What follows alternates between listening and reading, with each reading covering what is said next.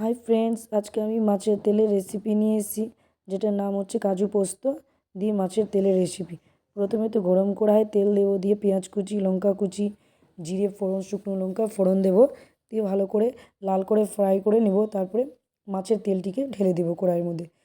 এবার মাছের তেলটি ভালো করে নাড়াচাড়া করে পরিমাণ মতো হলুদ লবণ দিব, দিয়ে ঢাকা দিয়ে দিব। যে দেখব মাছের তেলটিও লাল হয়ে এসছে, তখন তৈরি করে রাখা মশলার পেস্টটি, যাতে কাজু পোস্ত, সবজি মশলা, বিরিয়ানি মশলা, আদা গুঁড়ো, জিরে গুঁড়ো, সব ওই মশলার একটি পেস্ট বানিয়ে রেখেছিলাম, সেই পেস্টটিকে ঢেলে দেব।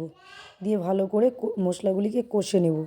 এভাবে মশলাগুলিকে কষে নিলেই আপনাদের মাছের তেলের রেসিপি তৈরি। অসাধারণ একটি রেসিপি, যেটি কাজু পোস্ত দিয়ে হয়। আপনি এরকম মাছের তেলের রেসিপি তো সবাই করে, কিন্তু আপনারা বাড়িতে কাজু পোস্ত দিয়ে করে দেখেন, খুব সুন্দর টেস্ট আসবে।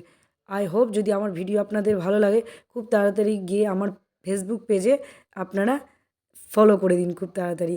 আর আমার ইউটিউব চ্যানেলে ঈশা কুকিং ব্লগ বলে ইউটিউব চ্যানেল রয়েছে, যারা যারা দেখতে ইচ্ছুক তারা আপনারা ইউটিউব চ্যানেলেও মন করলে দেখতে পারবেন। আর সেখানেও লাইক কমেন্ট শেয়ার করুন খুব তাড়াতাড়ি। আপনার ফ্রেন্ডসদের মধ্যেও আমার রেসিপিগুলো খুব তাড়াতাড়ি করে শেয়ার করুন, যাতে করে আমি আপনাদের আরও নতুন নতুন ভিডিও এনে দেখাতে পারি। ওকে, বাই।